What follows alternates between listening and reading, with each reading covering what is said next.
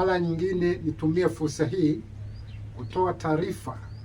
ya kukamatwa kwa mtu mmoja ndani ya mkoa wetu na anayetuhumiwa kwa kutoa taarifa za uongo. Ni kwamba mnamo tarehe 9 ya mwezi Aprili mwaka 2026 majira ya saa 12 za jioni katika kijiji Sambaru, kata ya Mang'onyi, ndani ya wilaya ya Ikungi na mkoa wa Singida, majira hayo niliyoyataja, mtu mmoja aitwaye Sendama Mabula Simbu, huyu ana umri wa miaka 24, ni Msukuma, dini mpagani na ni mchimbaji mdogo wa madini aina ya dhahabu. Alitoa taarifa kwamba ameshikwa bega na mtu mmoja ajulikanaye kwa jina la Richard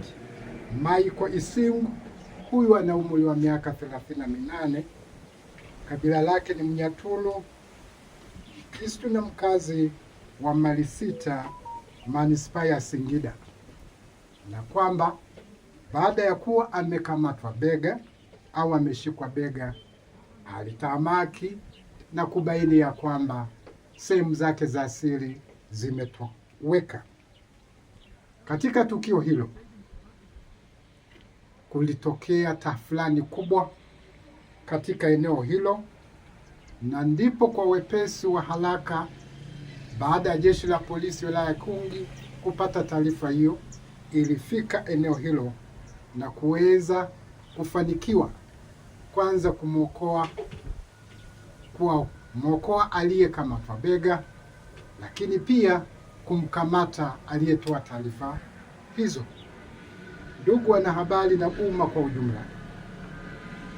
watu hawa wawili wote walikamatwa na polisi na kufikishwa kituo kikubwa cha polisi kilichopo wilaya ya Ikungi, na mara moja ulifanyika ufuatiliaji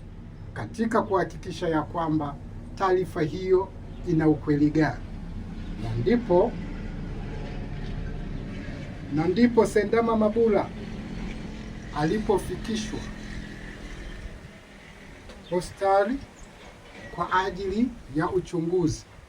ili kubaini kama hayo anayoyasema ni ya kweli. Katika taarifa zilizotolewa na daktari wa wilaya ya Ikungi, alibaini ya kwamba taarifa hizo si sahihi, kwani viungo au sehemu za siri za mtu huyo zilikuwepo,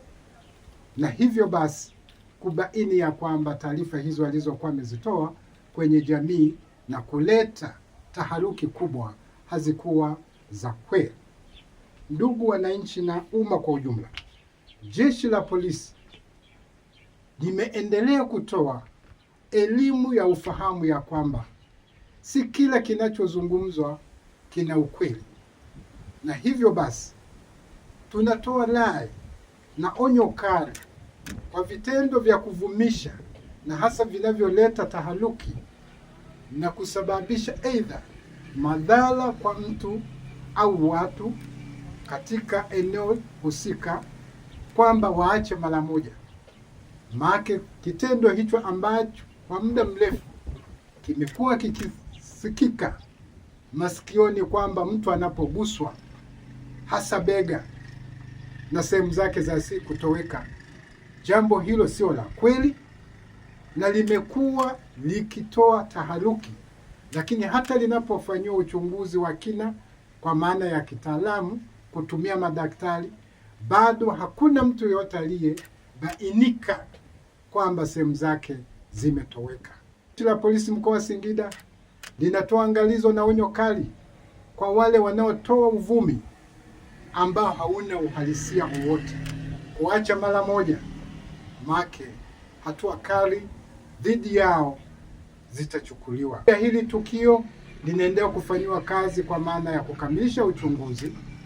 na mara utakapokamilika, mtuhumiwa niliyemtaja hapo juu atafikishwa mahakamani ili hatua